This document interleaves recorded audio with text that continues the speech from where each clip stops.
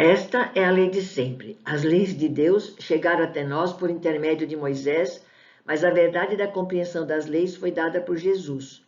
Ele é a luz do mundo, a verdade, o caminho, a vida.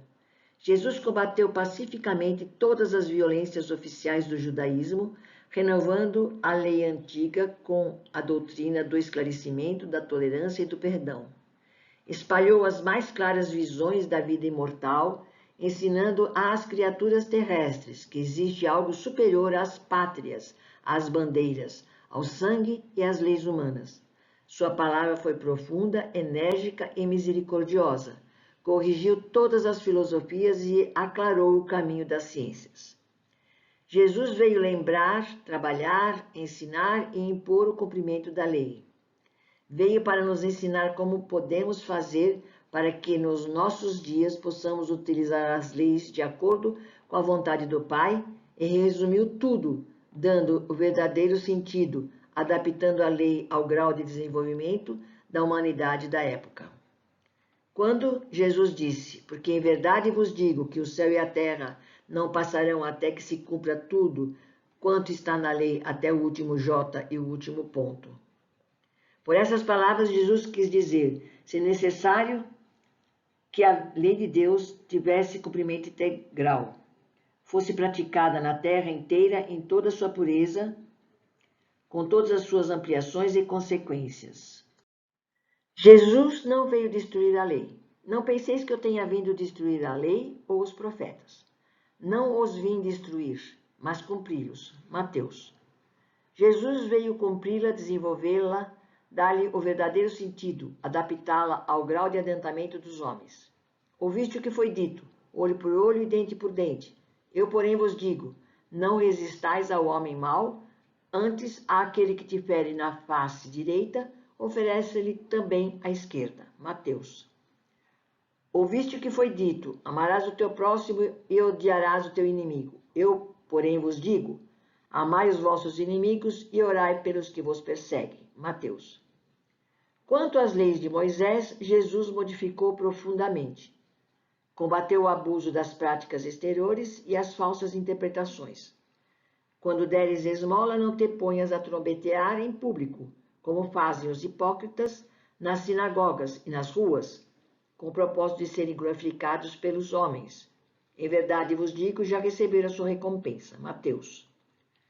Nas vossas orações não useis de vãs repetições, como os gentios, porque imaginam que é pelo palavreado excessivo que serão ouvidos. Mateus.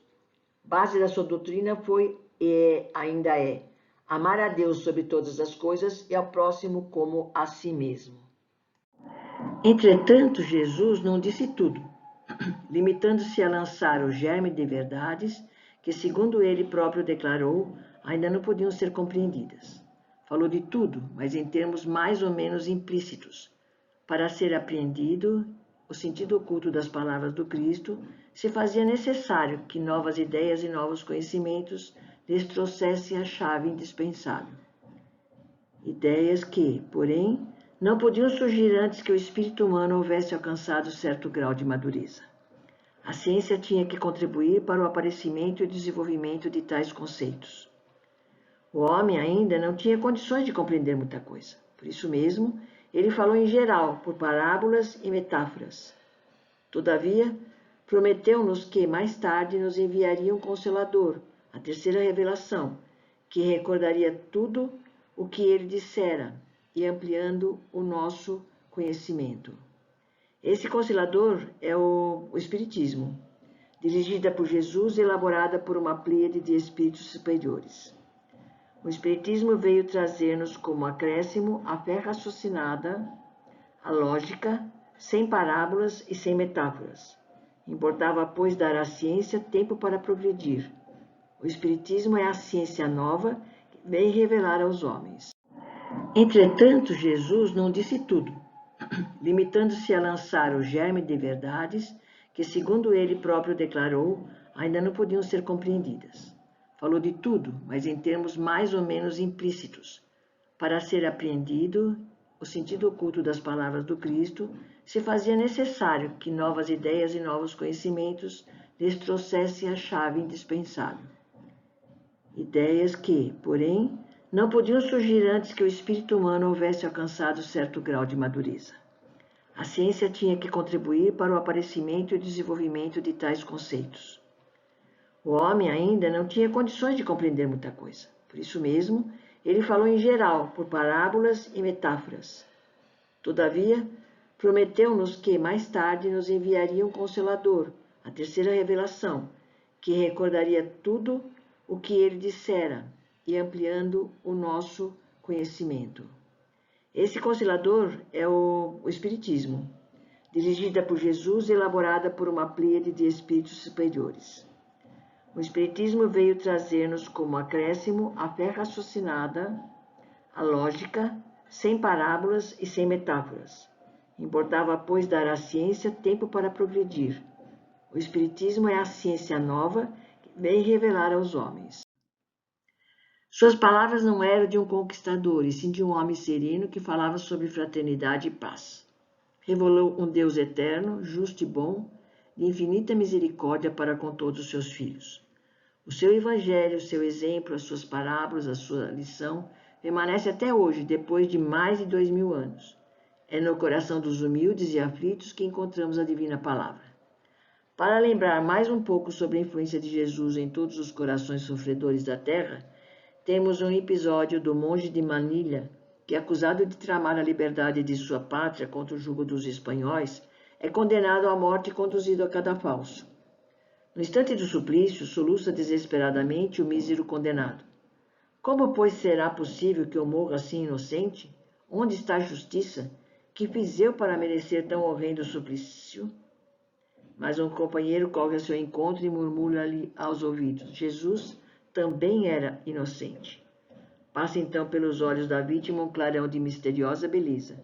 Secam-se as lágrimas e a serenidade lhe volta ao semblante macerado.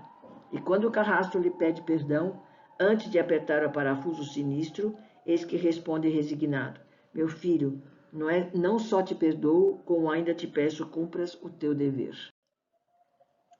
Jesus disse também que enviaria o Espírito da Verdade, o Consolador, porque naquela época as pessoas ainda não tinham o amadurecimento necessário para entender o que Jesus disse.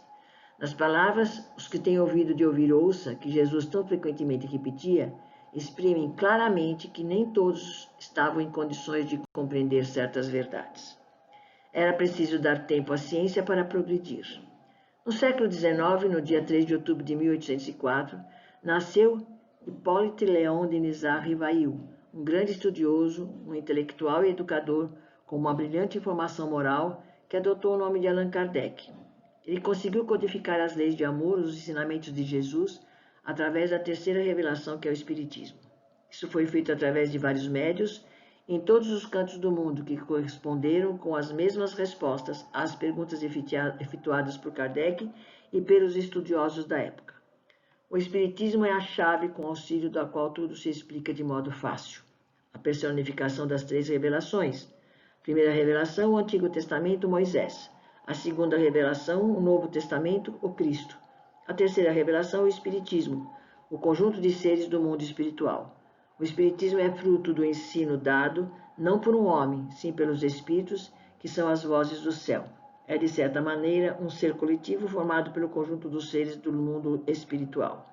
Assim como Cristo disse, não vim destruir a lei, porém cumpri-la, também o Espiritismo diz, não venho destruir a lei cristã, mas dar-lhe execução.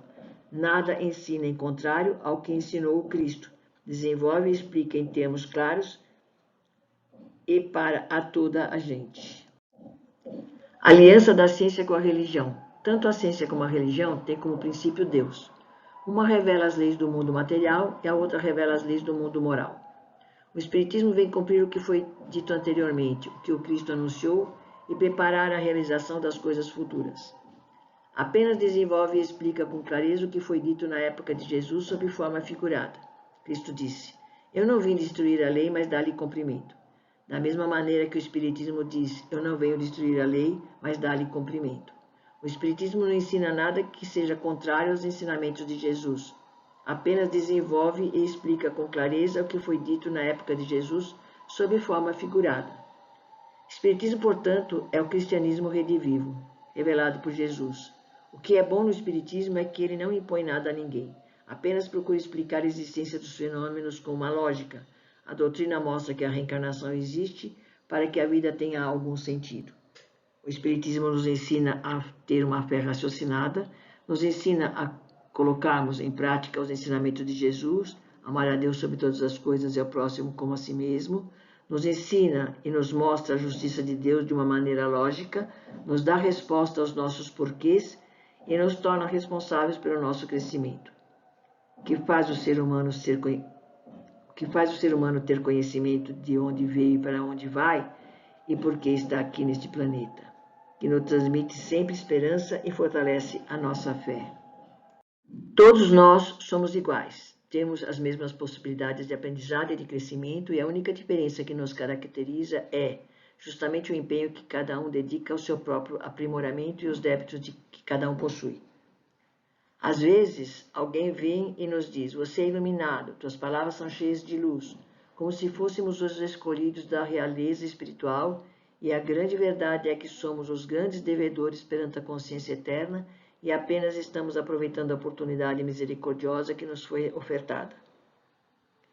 Conclusão: Moisés, com a tábua dos 10 mandamentos, abriu o caminho da moral cristã. Jesus, pela sua pregação evangélica, continuou a sua obra. Ao Espiritismo cabe a tarefa de terminá-la. Jesus não veio modificar a lei divina, veio modificar a lei civil, atualizando-lhe os métodos para o cumprimento da lei divina e adaptando-a a uma nova época em que a humanidade já estava mais evoluída. Tudo que inspira desamor a Deus e ao próximo não é lei. Tudo que divide, desune e desarmoniza a família humana está fora da lei. Tudo que tolhe a liberdade, o livre exame, a compreensão não está compreendido na lei. Espiritismo, portanto, é o cristianismo redivivo revelado por Jesus. A modificação que Jesus aplicou à lei civil ou tradição foi não ter mais o castigo brutal para os que não cumprissem a lei divina, mas o perdão, o amor, a caridade, a chance de renovação. Jesus não condenou a pecadora flagrada em adultério pelo povo à morte a pedradas, conforme previa a lei civil, porém perdoou-lhe e aconselhou-a a não pecar mais. O mestre pretendeu terminar com todos os rituais e fingimentos extremamente externos com que os fariseus diziam honrar as leis de Deus, mas só o faziam de fachada, sem nenhuma verdade interior. Jesus, acima de tudo, prezava a simplicidade e as qualidades bem profundas. Moisés levantou um pouco o véu, Moisés abriu o caminho. Jesus fez a segunda revelação, mostrando-nos que Deus é amor. Foi o que ele nos trouxe de novo e ratificou. Aí está toda a lei e os profetas. Resume-se: amar a Deus sobre todas as coisas e ao nosso próximo como a nós mesmos. É preciso chegar de fato a esse sublime objetivo. Jesus continuou a obra e ele próprio, comandando um conjunto de espíritos elevados, veio concluir através do Espiritismo. Por que então, na questão 764 de O Livro dos Espíritos, diz categoricamente o mentor que atendia Kardec: a pena de talião é a justiça de Deus. É Deus quem a aplica. Todos vós sofreis essa pena a cada instante, pois que sois punidos naquilo em que haveis pecados nessa existência ou em outra. Aquele que foi causa do sofrimento para seus semelhantes virá achar-se numa condição em que sofrerá o que tenha feito sofrer. No meu entender, o mentor espiritual adverte que todos responderemos por nossas ações, atendendo aos dispositivos de causa e efeito a que estamos sujeitos.